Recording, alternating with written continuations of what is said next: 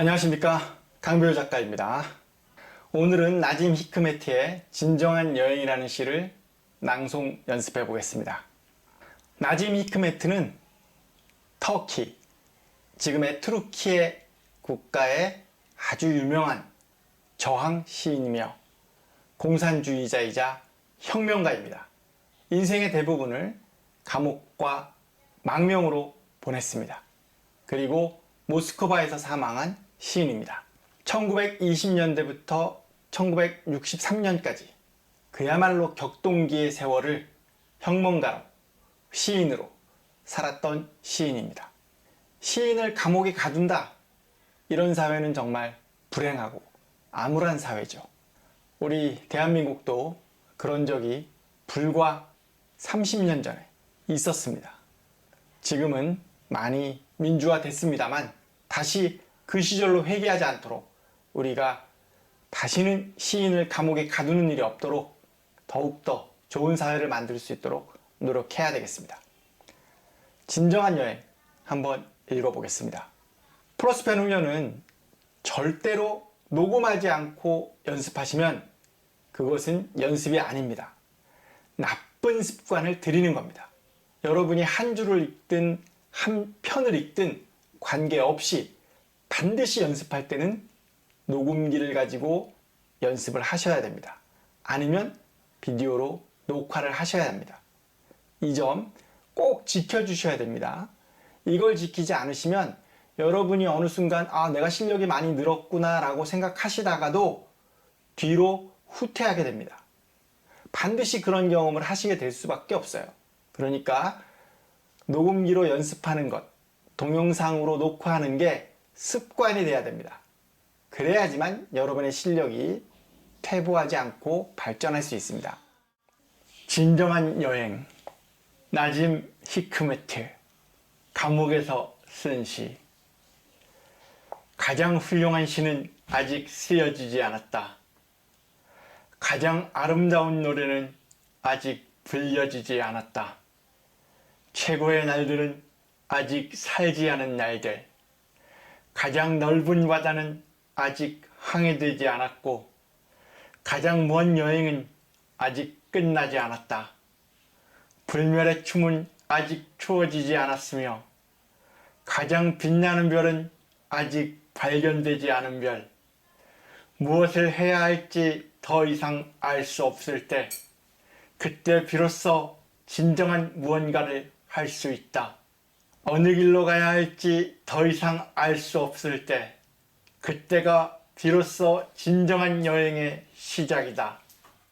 나짐 히크메트는 처음 들어보셨어도 진정한 여행, 이 시의 한두 구절 정도는 여러분이 어디선가 들어보셨을 겁니다. 너무나도 유명한 시입니다.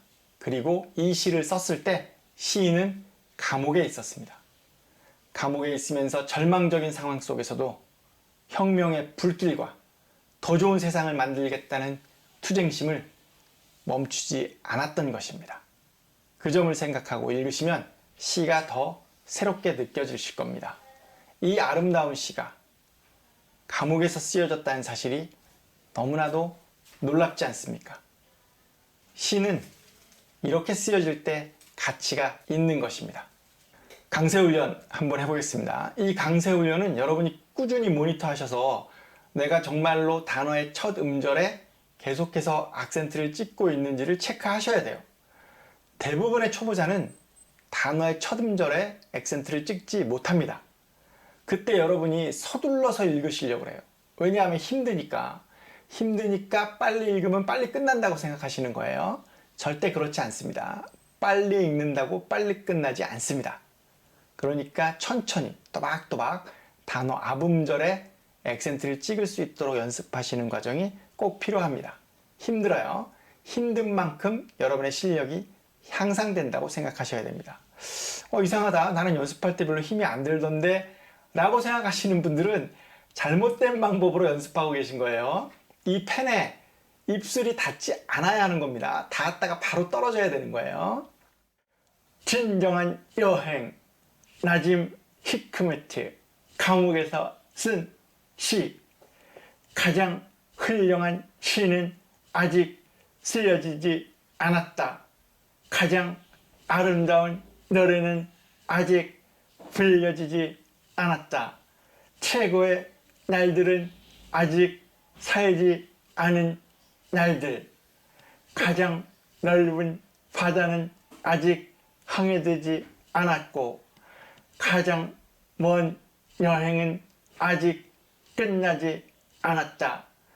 불멸의 춤은 아직 추워지지 않았으며, 가장 빛나는 별은 아직 발견되지 않은 별. 무엇을 해야 할지 더 이상 알 수 없을 때, 그때 비로소 진정한 무언가를 할 수 있다. 어느 길로 가야 할지 더 이상 알 수 없을 때, 그때가 비로소 진정한 여행의 시작이다. 힘드시죠? 한번 제대로 읽어보시면 굉장히 힘든다는 것을 알 수 있습니다. 꾸준히 이 시나 원고를 계속해서 읽다 보면 또 본인만의 스타일과 나름대로의 개성을 만드실 수가 있습니다.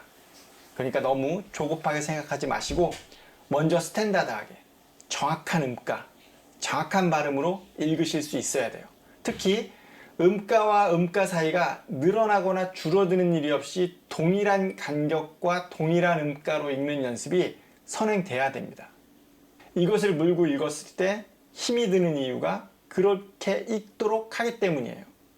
그 점을 명심하시고 이 시를 즐겨주십시오.